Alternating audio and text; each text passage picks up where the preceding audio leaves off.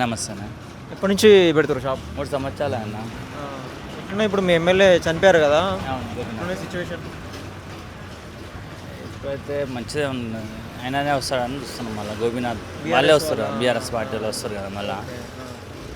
మళ్ళీ ఆవిడకి టికెట్ ఇస్తారంట, గెలుస్తుంది మళ్ళీ బీఆర్ఎస్ వస్తుంది. అదే బీఆర్ఎస్ పార్టీ అంతా మొత్తం మద్దతు ఆమెకే ఉంది. ఇప్పుడు 3 సార్లు గెలిచిండు కదా గోపీనాథ్ గారు.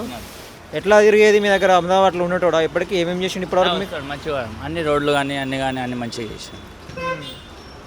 అన్ని ఎప్పటికీ అందుబాటులో ఉంటాడా? అందుబాటులో ఉంటాడు.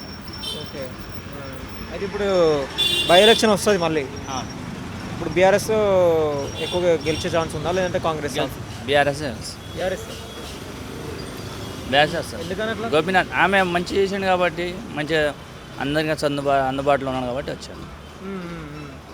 కాంగ్రెస్లో మీ నవీన్ యాదవ్ పేరు వినబడుతుంది. నవీన్ యాదవ్ తెలుసా మీకు? నవీన్ యాదవ్ కూడా వస్తాడు. నవీన్ యాదవ్ కూడా వచ్చాడు కానీ అంత తిరిగి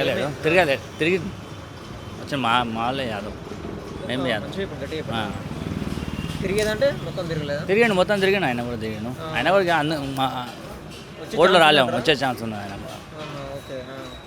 ఓకే. ఎవరికి వేద్దాం అనుకుంటు మరి? మా కాంగ్రెస్ కాదు, మళ్ళీ బీఆర్ఎస్ గెలుస్తుందా? ఎట్లా చెప్తాం అన్న దానికి. అయితే ఇప్పటి వరకు మీకు డబుల్ బెడ్రూమ్ కానీ ఇవన్నీ కానీ కేసీఆర్ ప్రభుత్వం ఉన్నప్పుడు దొరకలేదు. అప్లై చేసినా కానీ రాలేవు, అందలేము. మీ సొంత ఇల్లేనా? కిరాయికి ఉంటాం. అప్లై చేయలేదు? అప్లై చేసినాం కానీ ఇక ఎందుకులే అన్నట్టు ఇచ్చి పెట్టారు. చాలామంది ఉంటారు కదా. ఇప్పటివరకు అయితే ఎమ్మెల్యే గారు ఉన్నారు మా గోపినాథ్ గారు కూడా, పెట్టుకున్నప్పుడు అర్జీ అడగలేదు మరి? అడగలేం అట్లేం అడగలేదు. ఎన్నిసార్లు పెట్టారు ఇప్పటివరకు అప్లికేషన్? పెట్టలేము. ఇప్పుడు రేవంత్ రెడ్డి వచ్చిన తర్వాత కూడా పెట్టలేదు. చాలా మంది ఉన్నారు పెట్టేవాళ్ళు. అట్లానే పెట్టలేదు. రాదనుకోని మీరే అనుకున్నారు? రాదని మేము పెట్టలేదు. ఎందుకు అట్లా ఎందుకు అనుకున్నారు? పెట్టాలి కదా. పెట్టాలి కానీ ఇప్పుడు రేవంత్ రెడ్డి 5 లక్షలు ఇచ్చి కట్టుకోమని అంటారు, లేదంటే డబ్బులు పెట్టమని ఇస్తామంటారు. చాలా మంది ఇక మళ్ళీ కూడా అట్లానే అని ఇస్తారు. ఇప్పుడు నిజమైన లబ్ధిదారులు ఎవరు ఉంటే వాళ్ళకి ఇస్తామని అంటున్నారు రేవంత్ రెడ్డి. అందుకోవాలి కదా మన దాకా కూడా, అందుకో అట్లా. ఇప్పుడు ఎట్లా రేవంత్ రెడ్డి వచ్చిన తర్వాత ఎట్లా మరి? ఆయన ఏం చేస్తుండో మనకు తెలియదు ఇప్పటిదాకైతే. అట్లా అర్థమవుతలేదు.